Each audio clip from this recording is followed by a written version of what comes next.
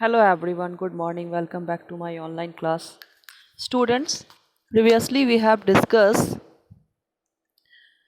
two others form of government, that is dictatorship and democracy. Today we are going to discuss about democracy in India and elsewhere. The constitution provides for the democratic government in India. हमारे देश का संविधान हमारे देश को एक democratic government यानी कि लोकतांत्रिक सरकार प्रदान करता है. The two main principles of democracy are, democracy के दो मेन सिद्धांत हैं, political equality and freedom.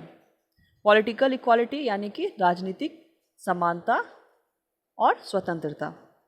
It is because of this reason that more than half of independent countries in the world have a democratic form of government. यही दो ऐसे कारण हैं जिसके कारण दुनिया में आधे से ज़्यादा देशों के पास डेमोक्रेटिक गवर्नमेंट है.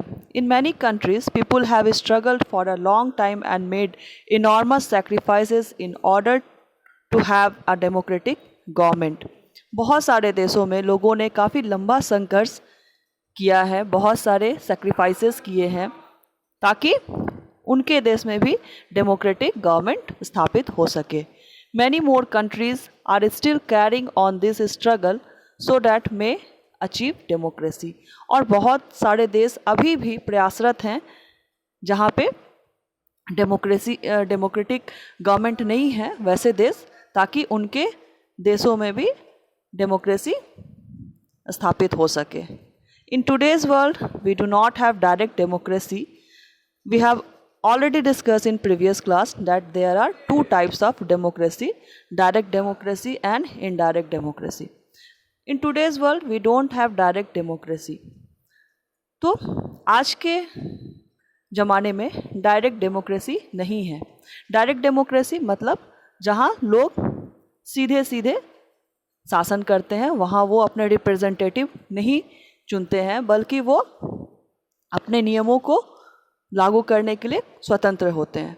तो ये तब संभव हो पाता जब किसी देश की जनसंख्या कम है, लेकिन अब ऐसा चूँकि नहीं है, तो इसीलिए अब डायरेक्ट डेमोक्रेसी भी नहीं है. Where all the people participate in choosing their leaders. हमारे आज के वर्ल्ड में डायरेक्ट डेमोक्रेसी नहीं है बल्कि ऐसी डेमोक्रेसी है जहाँ पे लोग अपने लीडर्स को खुद चुनते हैं. The size of countries and the large population makes it impossible to involve all the people directly in decision making. और चूँकि हर देश में जनसंख्या इतनी बढ़ रही है कि डायरेक्ट डेमोक्रेसी का हो पाना भी असंभव है. So we have representative democracies where people choose their representatives through elections and are involved in making laws. इसलिए हमारे देश में या फिर और भी देशों में क्या है, रिप्रेजेंटेटिव डेमोक्रेसीज है जहाँ पे लोग खुद अपने लीडर को चुनते हैं जो कि शासन कर सके.